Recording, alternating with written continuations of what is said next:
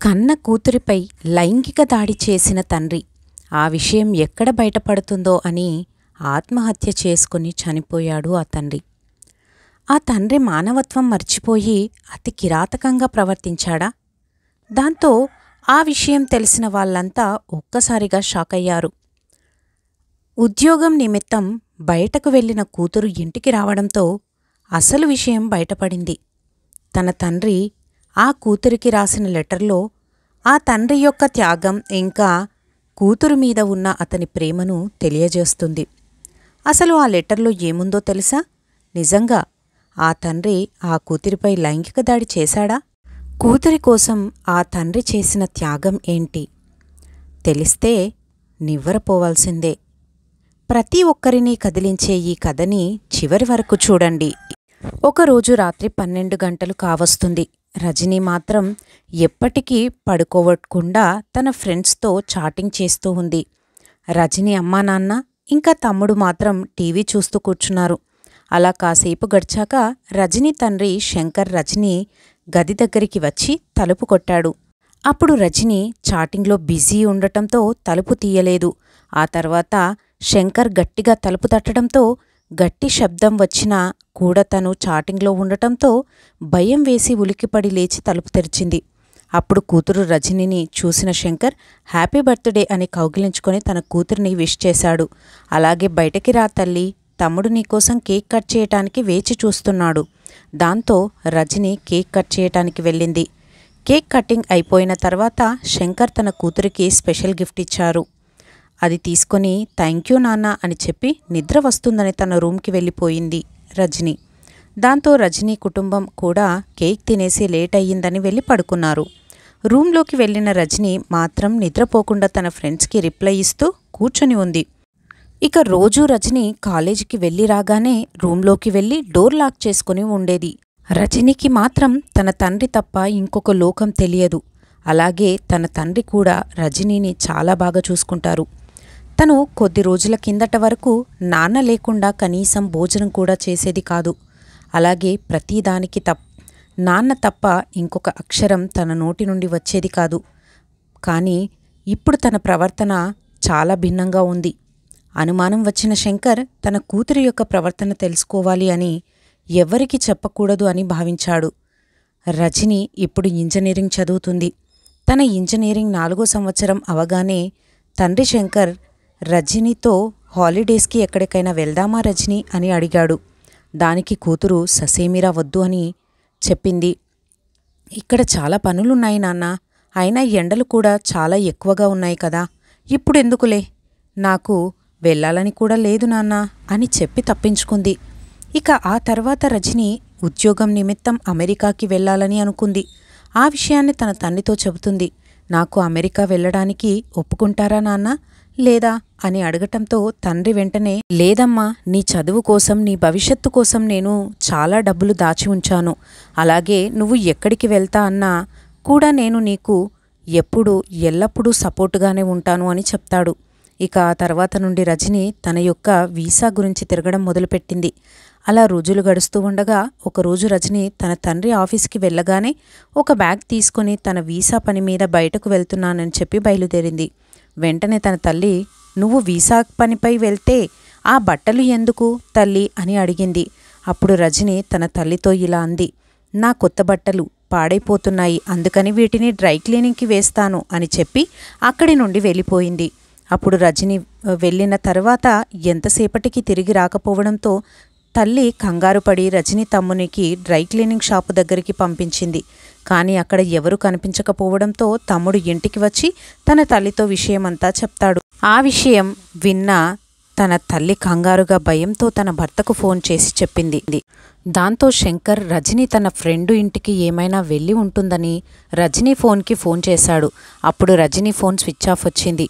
ఇక రజనీ వాళ్ళ స్నేహితులకందరికీ ఫోన్ చేశాడు శంకర్. అందరూ కూడా తన ఇంటికి రాలేదని చెప్పారు. దాంతో శంకర్ ఆఫీసు నుండి ఇంటికి వచ్చాడు. ఇంటికి వచ్చిన తన భర్తతో భార్య ఇలా చెప్పింది, మనం రజనీ మిస్ అయ్యిందని పోలీస్ కంప్లైంట్ ఇద్దాము అని అంటుంది. ఇక మొదటగా శంకర్కి వచ్చిన అనుమానం నిజమే అని రజనీ గదికి వెళ్ళాడు శంకర్. రజని గదిలో రజనితో ఎక్కువగా క్లోజ్గా ఉన్న ఒక అబ్బాయితో దిగిన ఫోటో ఉంది. అలాగే అక్కడ ఒక లెటర్ కూడా ఉంటుంది. అందులో ఇలా ఉంది: నేను కార్తిక్ అనే అబ్బాయిని ప్రేమించాను. మీరు నా ప్రేమను ఒప్పుకోరని నాకు తెలుసు. మమ్మల్ని ఎక్కడ చంపేస్తారో అన్న భయంతో నేను అతనితో వెళ్ళిపోతున్నాను. మీరు ఈ లెటర్ చదివే టైంకి మాకు పెళ్ళి కూడా అయిపోయి ఉంటుంది. దయచేసి మా గురించి వెతుకుతూ ఉండొద్దు అని రాసి ఉంది. అది చదివిన శంకర్ మనసు చాలా కలత చెందింది. దాంతో భారంగా ఉన్న తన మనసుతో తన భార్య దగ్గరికి వెళ్ళాడు. తన భార్యతో ఏమీ మాట్లాడకుండా అలా ఆలోచిస్తూ కూర్చున్నాడు. రజని తల్లి పదే పదే అడగటంతో రజని సివిల్స్ ప్రిపేర్ అవ్వటానికి వెళ్ళిందని అబద్ధం చెప్పాడు. అప్పుడు రజని తల్లి కూడా అది నమ్మింది. ఇక ఆ రోజు నుండి శంకర్ తన కూతురి రూంలో పడుకోవడం మొదలుపెట్టాడు. అలా ఉండి తన కూతురి యొక్క జ్ఞాపకాలతో రోజు రోదిస్తూ ఉండేవాడు. ఒకరోజు అదే రూములో ఉన్న ఫ్యాన్కి బాధ భరించక ఉరివేసుకొని చనిపోయాడు. అలా తండ్రి చనిపోయిన నెల రోజులకు రజని ఇంటికి వచ్చింది. దాంతో కూతురిని చూసిన రజని తల్లి ఎంతగానో ఆనందపడింది. నాన్న ఎక్కడమ్మా అని అడగగానే రజని తల్లి చాలా కోపంతో ఊగిపోతూ, ఆ నీచుడి పేరు నా దగ్గర ఎత్తొద్దు తల్లి అని గట్టిగా ఏడుస్తూ కౌగిలించుకొని తన తండ్రిని తిట్టడం ప్రారంభించింది. వెంటనే అవతలి వైపు చూసిన రజనికి తన తండ్రి యొక్క ఫోటో కనిపించింది. అది చూసిన రజనికి విషయమంతా అర్థమయ్యింది. తన తండ్రి ఎందుకు ఎలా చనిపోయాడు అని బాధతో గుండెలు బద్దలయ్యేలా రోదించింది. రజని తల్లి మాత్రం రజనితో, నువ్వెందుకలా అంతగా బాధపడుతున్నావు తల్లి? ఆ నీచుడు చచ్చి మంచి పని అయ్యింది. అసలు నీపై ప్రేమ చూపిస్తుంటే నేను నిజమే అనుకున్నాను. ఇంత దుర్మార్గుడు అని అర్థం కాలేదు అంది. కానీ రజనికి మాత్రం తన తల్లి మాట్లాడిన మాటలు అర్థం కావడం లేదు. ఎలా చనిపోయాడు అని అడగగా వెంటనే తన తమ్ముడు ఈ గదిలోనే ఉరివేసుకొని చనిపోయాడు అని సింపుల్గా చెప్పేశాడు. రజనికి మాత్రం అసలు ఏం జరిగింది, ఏం జరుగుతుందో అసలు అర్థం కావడం లేదు. ఏమన్నా చనిపోయినా కూడా బాధపడకుండా తండ్రిని తిడుతూ ఉన్న తన తల్లిని చూసి అయోమయంలో మాట్లాడలేకపోతోంది రజని.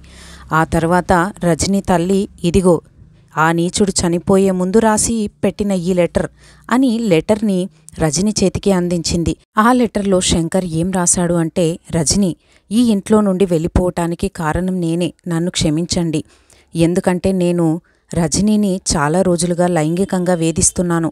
రోజురోజుకి తనకి నా బాధ ఎక్కువ అవ్వటంతో భయంతో ఇంట్లో నుండి వెళ్ళిపోయింది.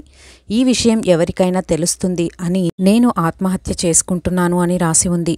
అసలు రజనికి తన తండ్రి ఇలా ఎందుకు రాశాడో అసలు అర్థం కాలేదు.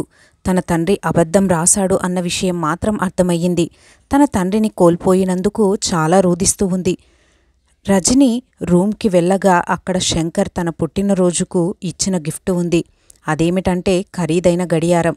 అలాగే దాని పక్కన ఒక బాక్స్ ఉంది. ఇక రజని ఆ లెటర్ని ఓపెన్ చేసి చదవడం మొదలుపెట్టింది. నువ్వే మొదటగా చూస్తావని నేను భావిస్తున్నాను తల్లి. అది నువ్వే చూస్తున్నావు అని అనుకుంటున్నాను అని రాసి ఉంది. ఆ తర్వాత లెటర్ ఓపెన్ చేసి చదివింది రజని. నీ ప్రేమ లేకుండా నేను ఎలా బ్రతుకుతాను అనుకున్నావు తల్లి? నేను ఎలా బ్రతకగలను తల్లి? నువ్వు నా అమ్మవు. అసలు నువ్వు లేకుండా నేను ఉండగలనా తల్లి?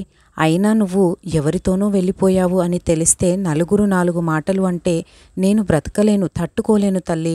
అందుకే నేను నిన్ను లైంగికంగా వేధించానని, అందుకని నువ్వు ఇంట్లో నుండి వెళ్ళిపోయావని అందరినీ నమ్మించాలని ఇలా నేను ఆత్మహత్య చేసుకున్నాను తల్లి.